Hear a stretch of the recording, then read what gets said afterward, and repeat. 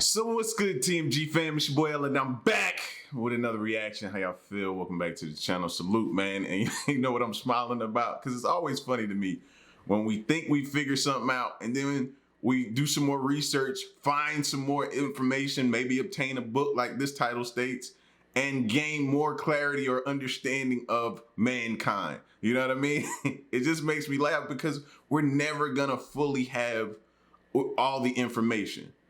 We're going to continuously learn, continuously update, and gain more knowledge and understanding from things from our past about the origins of mankind. Simple. That's just my thoughts. You know what I mean? It's just funny to me because they always think that, oh, we got it. We know the exact origin. We know the exact information. And then we find some more information and it changes all that. You know what I mean? So it's just funny. But this video is titled, "This Found Book Raises Doubts About the Origins of Humankind." All right, so we're gonna check it out. If you're new, hit that subscribe button, join the fam.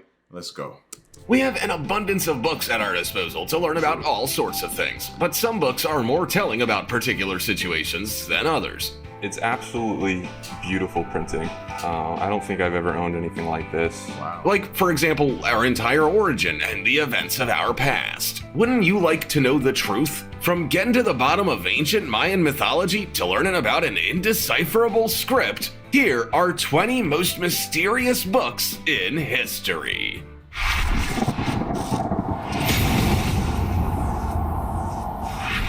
Number 20. Manuscript from Mali. Manuscripts from Mali, often just described as Malian manuscripts, are camel skin-bound manuscripts dating back to the 13th century, covering a wide range of topics like philosophy, history, law, and astronomy. They also contain traditional sayings and stories and discuss the Arabic language. And this found book raises doubts about the origins of humankind. You can't help but think this when Islamic extremists targeted ancient manuscripts and destroyed many of them. Almost like they were trying to hide a secret or stop the world from knowing how the northern Mali city of Timbuktu began, or to erase mention of traditional Islamic subject matter relating to the Prophet Muhammad. It's all very ominous, that's for sure. After northern Mali fell under the control of Islamic extremists after a military coup in 2012, many manuscripts were destroyed. Fortunately, the majority of the documents, about 27,000, were saved by the Library of Custodians, who managed to get them out of the area on motorcycles, boats, four-wheel drive vehicles, and donkey carts. However, as of 2015, their future wasn't secure, as where they were being stored was causing considerable damage. Humidity, dust, and rain were causing damage to the writing and the pages. It's like Mother Nature was trying to cover something up as eagerly as the Islamic extremists were. Before we go on, like this video, smash the subscribe button and click the notification bell right now, or this centipede will crawl on your face when you're sleeping. I would do. Number 19. Voynich manuscripts. Very rarely do we come across something we can't read. Even if it's in a different language, we can call upon an expert who's fluent in it to transcribe whatever information we need to know. However, that's not always the case, and the Voynich manuscript is proof of that. It's an illustrated, handwritten manuscript in a writing system we're not familiar with that has been called Voynichese. While it's not known how old it is exactly, the parchment it's on has been dated back to the 15th century, possibly in Italy during the Italian Renaissance. Although, ask experts, and no one will be able to agree on where it's from, who wrote it, and what its purpose is. Some people say it's a natural or constructed language, some kind of unread code, or a hoax. It's basically an entire book written in a language that doesn't exist. The manuscript has 240 pages in its current form, but it looks like some are missing. Some pages are also folded and include diagrams and illustrations. Weirdly, some pages also show fictitious plants, people, and astrological symbols. All text is written from left to right. So basically, we know very little to nothing about this codex, and it only has a name, Voynich, because it's named after the Polish book dealer who purchased it in 1912, Wilfrid Voynich. It's now held at Yale University and has been studied by some of the best code breakers and cryptographers without any success. Number 8. Only thing I think is gonna solve that is technology. Building a computer with a brain, so you know what I mean? Just one of those super smart computers we keep hearing about they working on. I think something like that'll come through and possibly crack the code eventually. Book of Soiga. Aldaria, or the Book of Soiga, is a Latin paper on magic dating back to the 16th century. An Elizabethan scholar, John Dee, owned a copy of this paper, but it was thought to be lost after his death until around 1994. Then, 2 manuscripts of it were found in the British Library and Bodleian Library under a different name. Both versions of it slightly differ. One of the papers is 197 pages long with a number of works within it, including an 18-page manuscript with 36 tables of letters. The second is 147 pages long, but instead of the tables pages, it has a 2-page summarized version. The strange Book of Soiga basically includes a whole heap of instructions and incantations for demonology, magic, and astrology, along with lunar mansions, lists of conjunctions, and the names and genealogies of angels. While historians and experts can generally decipher most things in ancient literature, there are around 36 large squares of letters that the Elizabethan scholar John Dee was unable to decipher. That didn't stop him from pulling out all the stops to get to the bottom of what it was all about, though. He supposedly questioned the angel Uriel to find out the book's significance and ask for guidance on it. Apparently, he received a reply, and the book had been revealed in paradise to Adam by angels, and that only the archangel Michael could interpret it. Number 17. Popovu.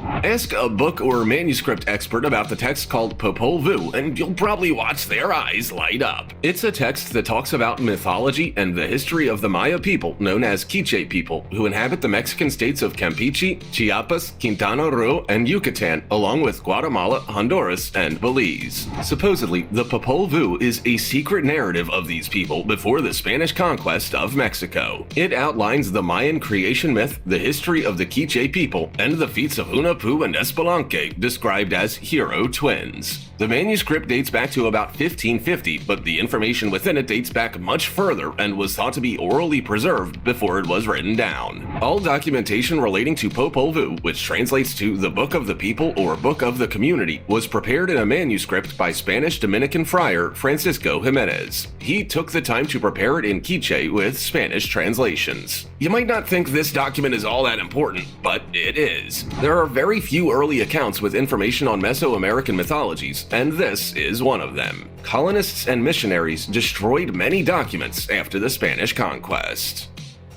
Number 16. Ripley's Scroll. The Ripley Scroll was an unusual yet amazing manuscript that measured almost 6 meters or 19.7 feet long. It's a detailed artistic document that essentially acts as a set of instructions for making the Philosopher's Stone. Not to be confused with the one from Harry Potter, it's a mythical alchemical substance that could turn metals like mercury into silver and gold. The scroll was named after George Ripley, a medieval canon who wrote a text called The Compound of Alchemy, and it contains a lot of mystical symbols and alchemical icons. Not all of them are understood or are pretty vague, and it's thought that this was intentional. To the average person, there's no way to know what's going on with this scroll, and even those who have spent their entire lives learning about it still haven't gotten to the bottom of it. There are almost 24 copies of the scroll in existence, all of which are of different sizes and colors with different details. However, they all come from the 15th century original, which is lost. And even though they are named after George Ripley, there's actually no proof that he designed them himself. They just have his name because they contain poetry associated with him. Number 15. Rohank Codex. There are a lot of jokesters among us. In fact, you might even be one yourself. And there's every reason to believe that our forebearers could be jokesters, too. That's one theory for how the Rohank Codex came to exist. It's an illustrated manuscript book by an unknown person or persons with a writing system and language that we don't know and can't read. It first surfaced in Hungary during the early 19th century, and we're no closer to knowing anything about it. All we know is that amateurs and scholars have spent countless hours poring over the book, trying to figure out what it's all about. And so far, the only conclusion that many Hungarian scholars have been able to reach is that it's a clever 18th century hoax. The book was named after the western Hungary city of Rohank, which is now Recknitz in Austria. It was kept there until 1838 before being donated to the Hungarian Academy of Sciences by a Hungarian count. Its origins are unknown, which is probably not a surprise, but it's believed to be one volume of a collection of books. It measures 4.7 inches by 3.9 inches, or 12 centimeters by 10 centimeters, and has 448 pages. All pages have up to 14 rows of symbols and 87 illustrations of military scenes, like, and religion. It's honestly a shambles, so I don't blame anyone for not having worked it out. Number 14. Dead Sea Scrolls.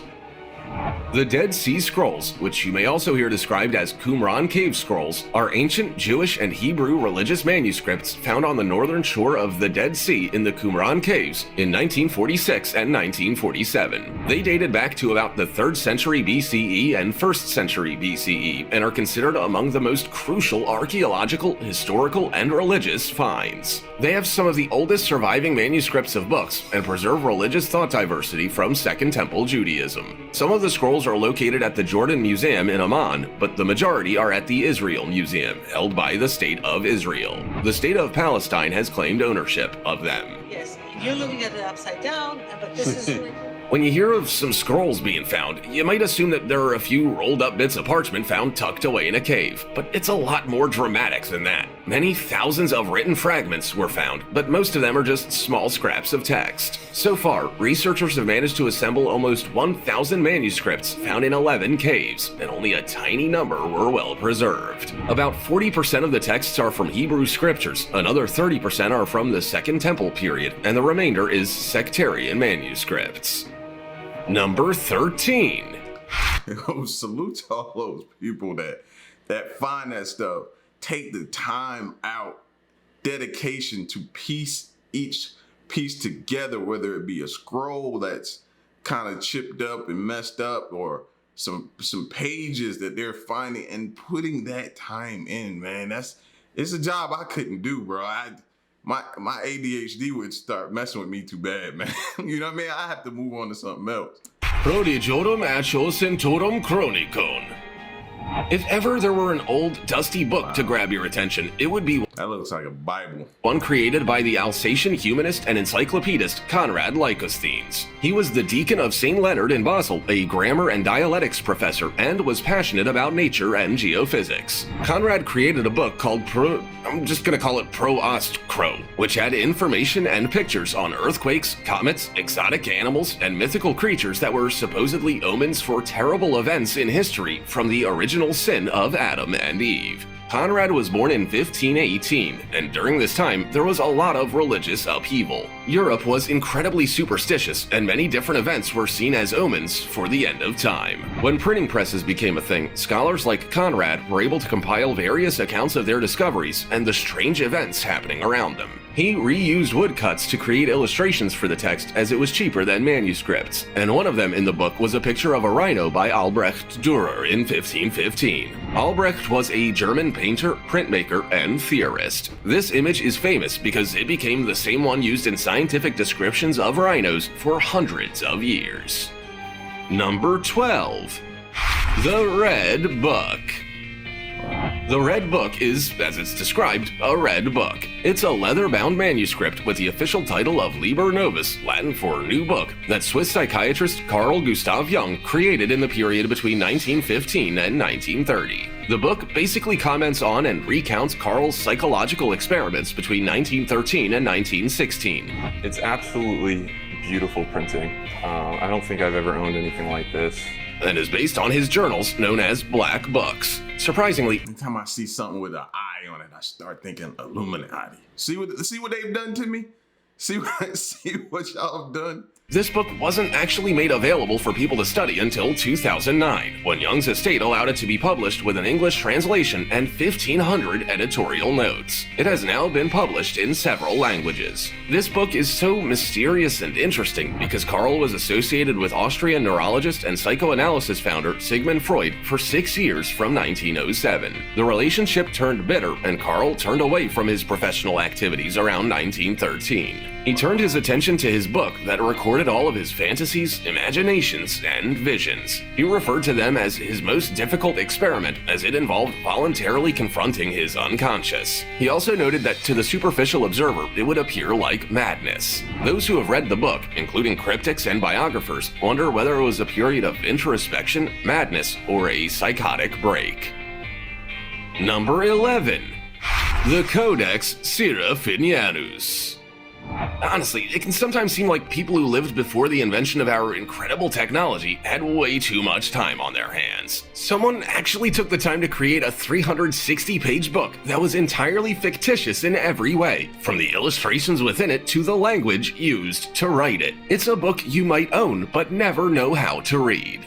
Marks very clearly the whole array of them there. And there's a flaw. It's called Codex Seraphinianus, and it was published in 1981 after having been created by Luigi Serafini, an Italian artist, industrial engineer, and architect from 1976 to 1978. The book is described as an illustrated encyclopedia with an entirely imaginary world and an imaginary language. Although it was published in Italy, it has now been released in many other countries. As you probably guessed, it wasn't translated into other languages. There are many strange illustrations of food, fashion, anatomies, flora, and fauna throughout the book drawn with colored pencils. None of them actually exist or are just parodies of things we already have. For example, there are plants that can grow into the shape of a chair, bleeding fruit, and strange machines. The writing systems are from left to right in rows, and the numbers look kinda like the Sinhala script used by most Sri Lankans, but it doesn't make any sense and can't be translated.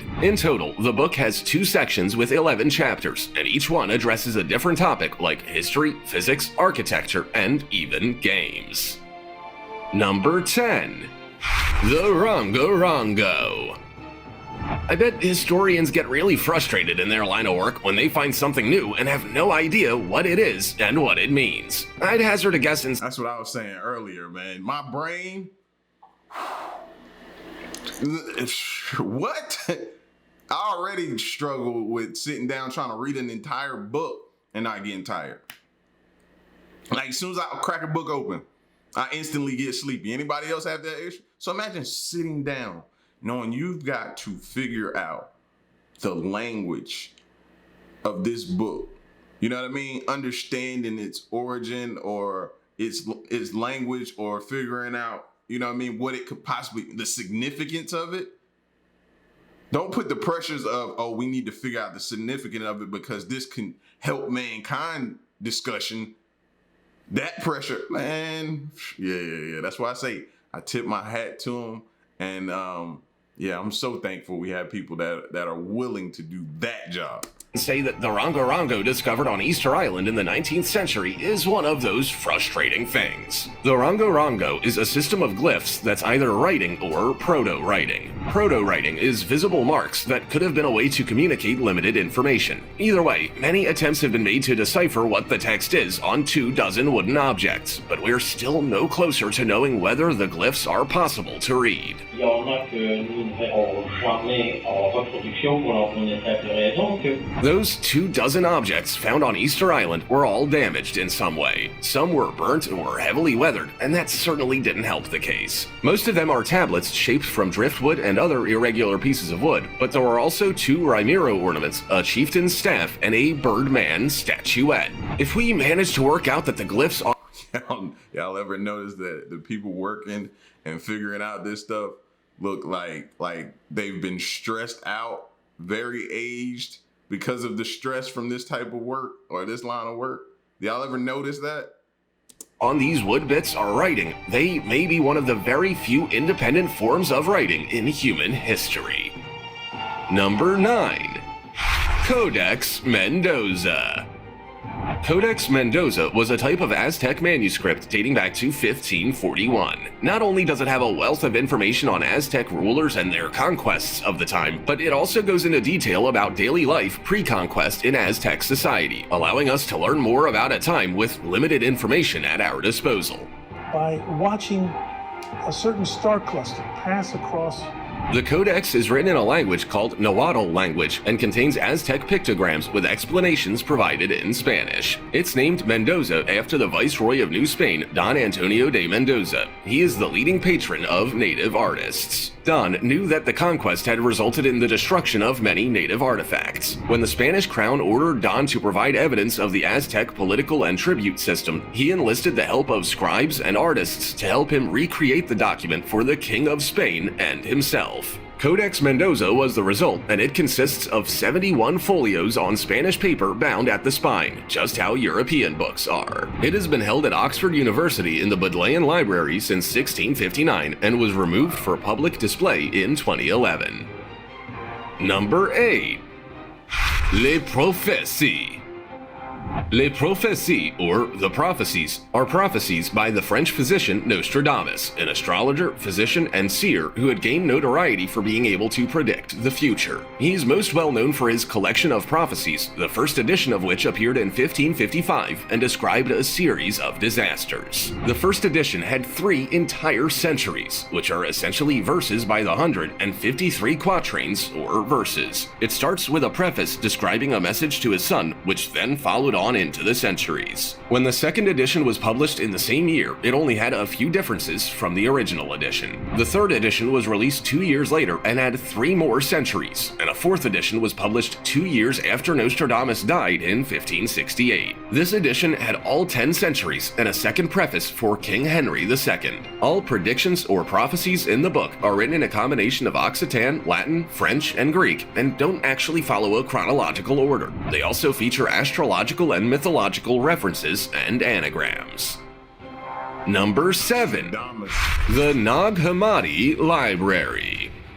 Muhammad al-Saman, a farmer in the upper Egyptian town of Nag Hammadi, was in for quite the surprise in 1945 when he found a sealed jar containing 13 leather-bound manuscripts, or codices. Muhammad then dug them up from a graveyard in the desert near some tombs dating back to the 6th dynasty of Egypt. They quickly became known as the Nag Hammadi Library, or Gnostic Gospels, when they were discovered to be a collection of Gnostic or early Christian texts. They comprised 52 Gnostic papers, 3 works belonging to the Corpus Hermeticum, and a translation of Republic by the Greek philosopher Plato. It was quite the find, that's for sure. It's believed that the codices may have belonged to a Pahomian monastery that was once located nearby and was buried after the use of non-canonical books were condemned by Saint Athanasius.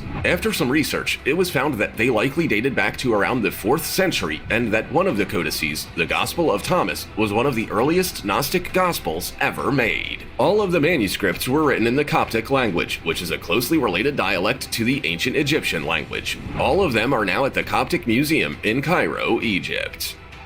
Number 6. The Great Omar, the Rubaiyat of Omar Khayyam. The Rubaiyat of Omar Khayyam was the name of a Persian to English translation by Edward Fitzgerald of a selection of quatrains or rhymes by Omar Khayyam, who was often referred to as the astronomer poet of Persia. The book wasn't popular at first, but it became so throughout the English-speaking world by the 1880s, and people even formed Omar Khayyam clubs. Now, Edward's book has been published in several hundred editions and in various languages like English and Hindi. But there's one copy in particular that might grab your attention the most, and it's known as The Great Omar. It was a copy of the book that Sotheron's Bookshop had commissioned. They had requested that the well-known bookbinding firm Sangorsky & Sutcliffe create the book, and that cost was not a consideration. The bookbinding company, known for its exquisite binding abilities, pulled out all the stops. Over a period of 2.5 years, they bound the book with over 1,000 jewels. The front cover had 3 golden peacocks, and each of their tails featured gold and inlaid gems with vines winding around them. When it was finished in 1911, it was put up for sale for £1,000 and went on display in New York. But because of the heavy duty put on shipment by customs, Southerans refused to pay, and the book was returned to England. It was then purchased by American man Gabriel Wells, who paid just £450. It was packed safely aboard the Titanic and, well... I don't know why, but I feel like that's very, very undervalued. I don't know why. I just got a strange feeling like whoever bought it for cheap like that is going to be lining their pockets in a few years, or maybe 10 or so when they realize how valuable that thing is. That's the good thing about some of this stuff, man.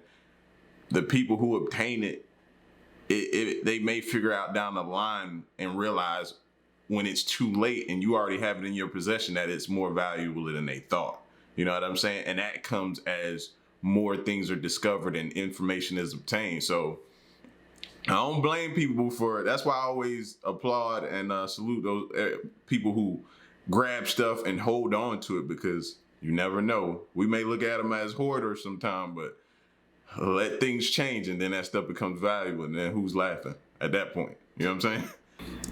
You know what happened to that book. Also, Sangorsky from the bookbinding business drowned a few weeks later while trying to rescue a drowning woman. Number 5. The Story of the Vivian Girls. Henry Darger was an isolated and Y'all ever heard of that? New to me too. The Story of the Vivian Girls? That's definitely new. somewhat private man. He had been institutionalized and orphaned as a child and only found menial employment in hospitals in Chicago throughout his working life. Henry only ever had one known friend, but that man eventually moved away from Chicago, so Henry spent most of his non-working life at home, alone in his room. As you might expect from someone who's quite isolated and alone, Henry created a fantasy world. It was only discovered once he had died. The fantasy world consisted of a book he had began writing in 1910 that centered around the sufferings of children and war. It was called The Story of the Vivian Girls in what is known as the realms of the unreal of the Glandaco-Angelinian war storm caused by the Child Slave Rebellion. So, yeah, the book title is quite a mouthful, but then again, so is the book.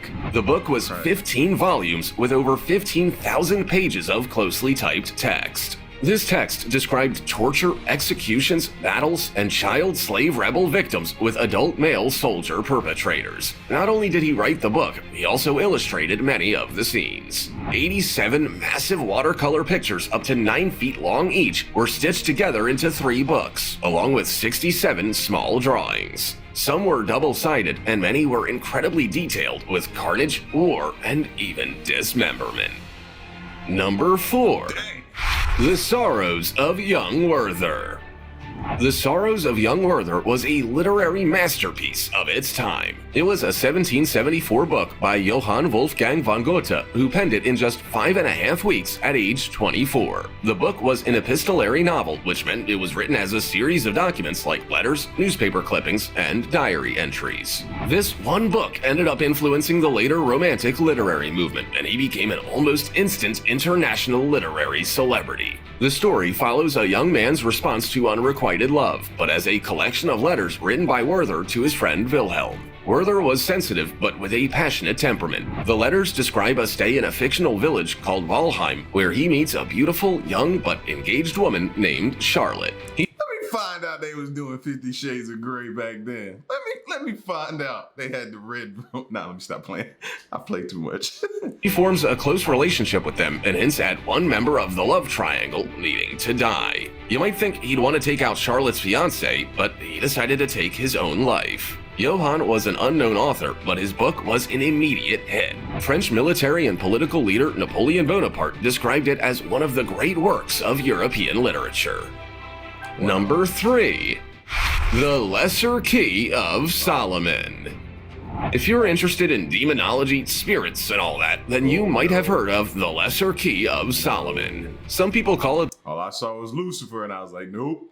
the Lemmageton or Lemmageton Clavicula Salomones, and it's an anonymous textbook of magic or grimoire focused on demonology. The book was put together in the 17th century using materials from centuries older, and it wasn't just one book, but instead divided into 5. I wouldn't even feel comfortable with this book in my home. No, absolutely not. Books. Over time, several editions with different authors and editors have been published, and each contains new information like source materials and ancient writings being edited and translated. Many other authors have also taken the same old materials and assembled their own books. Scholars think that the books of the Lesser Key of Solomon come from ancient practices of Arab alchemy and Jewish Kabbalah. Greek and Roman influences were then added over time and were then brought back to modern times through occult practitioners. Wow. Number 2. The Devil's Bible. In 1648, the Swedish army looted the city of Prague and took a whole lot of treasures. One of those treasures was a book called Codex Gigas, but it is no ordinary book. Not only is it the largest medieval book in the world, but it's referred to as the Devil's Bible for something it contains. The 36-inch tall, 20-inch wide, and 8.7-inch thick book consists of 310 pages. It may have had 320 pages, but it appears that the last 10 pages were cut out and removed from it at some stage. And rather than use paper for those pages, the 165-pound book features featured the vellum or skin from 160 donkeys. It appears that the book was supposed to be a work of history, so not only does it contain a whole heap of short texts on exorcism, penitence, and medical practices, but it also has the entire Christian Bible within it. No one knows who actually created the Devil's Bible, but scholars think it was most likely a single monk who lived during the first half of the 13th century in Bohemia, which is now part of the Czech Republic. It may have taken up to 30 years to finish, and it contains a massive full-size portrait of the devil within it. The 19-inch tall picture shows the devil alone, crouching with his face forward. He's naked except for an ermine loincloth, which is worn as a sign of royalty. Number 1. Tomino's Hell. Poetry is written to be read, and you might even recite that poetry out loud to people in your class, a club, family, or friends. But if there's one poem you should avoid reading out loud, it's one called Tomino's Hell. It's a Japanese poem written by Japanese poet Saijo Yaso that forms part of a poetry collection called Sakin. It was released in 1919, and according to rumors, you will die or your soul will suffer in hell if you read it out loud. Saijo sounds like a dark poet, but Why would they even just show this little script or page of it just then? Because I almost started reading it. Did anybody else start reading it when they showed the page of it? Why would they even show that? he was actually well known for writing children's nursery rhymes and even the song lyrics to popular songs. So why the dark change in his work? See, I keep looking away now. I don't even want to see it. It's believed that he was 27 years old when he wrote it after experiencing a significant loss in his family, possibly the death of his sister or father. Apparently, there have been many reported incidents involving that poem. A film was made inspired by it, and the film's director, Shuji Tarayama, died a few years later. A female college student also died a week after reading it out loud, and there have also been reports of car wrecks, illnesses, and evil presences. Would you dare read it out loud? We can now look for whatever information we want in a search engine, but it's... Destroy it.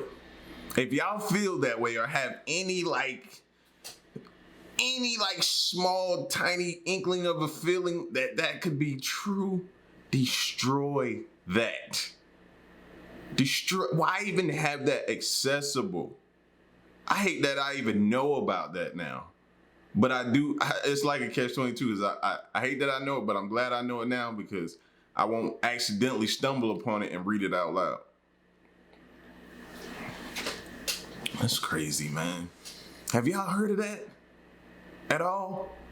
Y'all get at me in the comment section. Let me know what you think, man. That was crazy. That's an ending to a crazy video right there. That number one took all of them. That took the cake. Sheesh, man. Y'all stick around and stay tuned, man. Until next one, I'm gone. Peace.